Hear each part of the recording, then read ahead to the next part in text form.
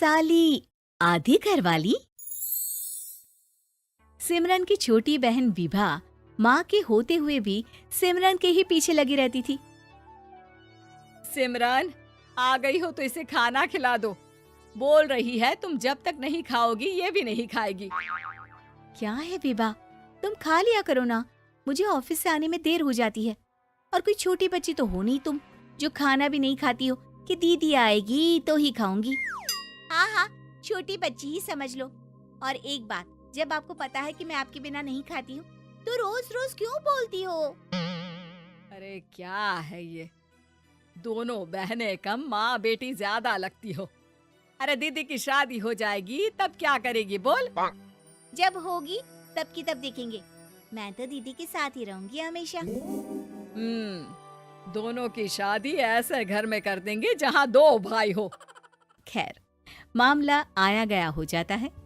एक दिन सिमरन के पापा जब घर आते हैं, तुम लोगों के लिए अच्छी खबर है। वर्मा जी है ना मेरे दोस्त, उन्होंने सिमरन बेटी के लिए रिश्ता बताया है। बहुत अच्छा लड़का है, सिमरन को भी पसंद कर लिया है और कल वो लोग आ रहे हैं सिमरन को देखने अपने घर। सिद्धांत अपने माता पिता के साथ सिमरन को देखने आता है। उसे सिमरन अच्छी लगती है और शादी तय हो जाती है। सिद्धांत की माँ कहती है, अब तो हम लोग ले जाएंगे जल्द ही अपनी सिमरन को यहाँ से। अरे हाँ हाँ, क्यों नहीं, आपकी ही है अब तो हमारी बेटी। दूर खड़ी विभा सब सुन रही होती है।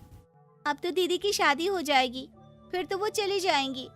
दीदी के बिना मैं कैसे रहूंगी? कुछ न कुछ तो करना ही होगा जिससे दीदी की शादी ही ना हो। सभी के जाने के बाद क्या शादी के बाद दीदी हम लोगों के साथ नहीं रहेंगी? अरे नहीं तो फिर क्यों रहेगी, शादी हो जाएगी तो अपने घर चली जाएगी ना। तो मैं भी जाऊंगी उनके साथ, मेरा भी सामान पैक कर देना। अरे कैसे बात कर रही हो विभा, दीदी के ससुराल छोटी बहन नहीं जाती।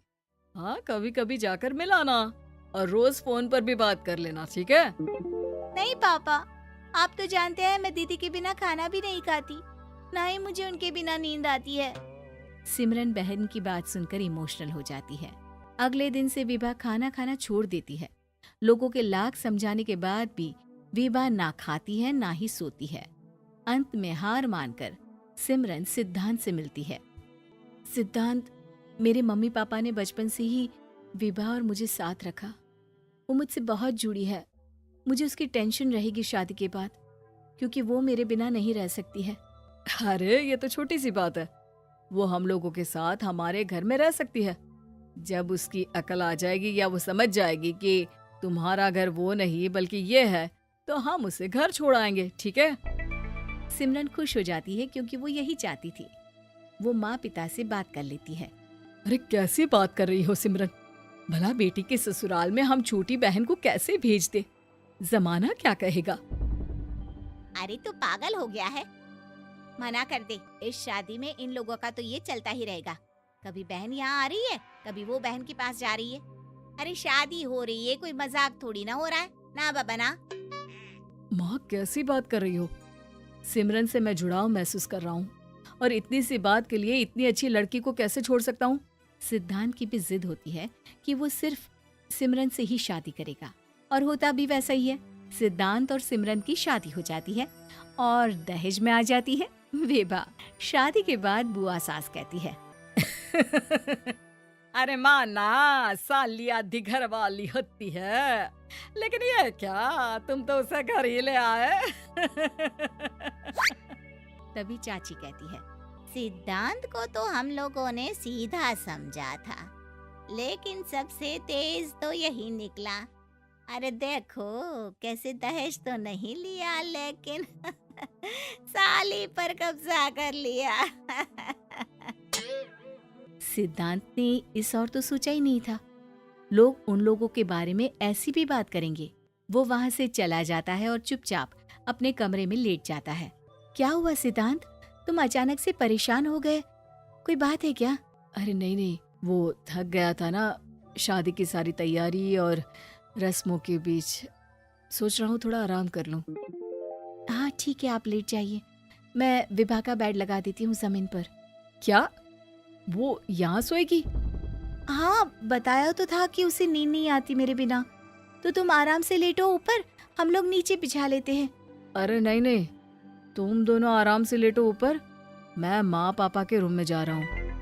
सिद्धांत वहाँ से दूसरे कमरे में चला जाता है, जहाँ सिद्धांत के पिता उससे कहते हैं, क्या बात है बेटा, तू उस कमरे में क्यों नहीं सो रहा? बहू से लड़ाई हो गई है क्या शादी के पहले दिन ही? अब नहीं पापा, वो दोनों बहनों को बात करनी थी और मुझे नींद आ रही है, तो मैं यहाँ सोने चला आया। अगले दिन सिद्धांत तैयार होकर ऑफिस जाता है। ऑफिस में लंच के वक्त दोस्त कहता है, क्या बात है सिद्धांत, इतना सारा खाना एक ही दिन में? हाँ यार, वो सिमरन को खाना बनाने का शौक है तो उसी ने बनाया है। यार हम लोगों की तो सिर्फ एक ही बीवी है, इसकी तो दो है ना। सिद्धांत को गुस्सा आ जाता है। कैसी बात कर रहा है तू? अरे तू तो भाग्यशाली है जो बीवी के साथ साथ साली भी आ गई। अरे साली लोगों की तो आधी घरवाली होती है, तुझे तो पूरी की पूरी मिल गई। सिद्धांत का पारा अब 7वें आसमान में पहुंच जाता है। वो खड़ा होकर उस लड़के से लड़ने लगता है। हाँ, मेरी शादी में मेरी बीवी के साथ मेरी साली भी आई है, ये सच है, लेकिन सिर्फ कुछ समय के लिए, क्योंकि उसने सिमरन को बचपन से ही माँ की तरह देखा और यूं अचानक वो सिमरन से अलग नहीं रह सकती थी। इसलिए सोचो, अगर मेरी बीवी उसके लिए माँ का स्थान रखती है तो मेरा दर्जा क्या हुआ? तभी वहाँ बॉस आ जाता है। माफ करना सिद्धांत, यहाँ इस मेंटल लेवल के लोग हैं, जरूरी नहीं साली सिर्फ आधी घरवाली ही हो, कभी वो छोटी बहन तो कभी बेटी भी होती है। वेल डन सिद्धांत।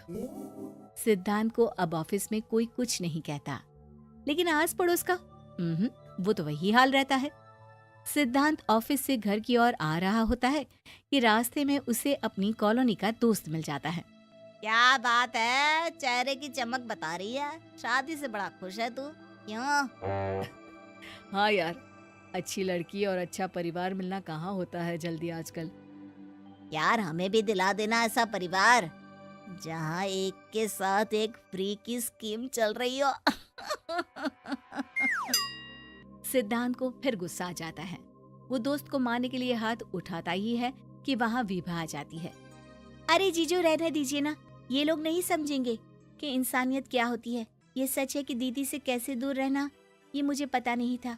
आपने मुझे दीदी के पास रहने का मौका देकर ये समझने का मौका दिया कि लड़की का असली घर उसका ससुराल होता है। मैं समझ चुकी हूँ, मैं जा रही हूँ जीजू, लेकिन मैं खुश हूँ कि आपने मुझे अपनी छोटी बहन समझा।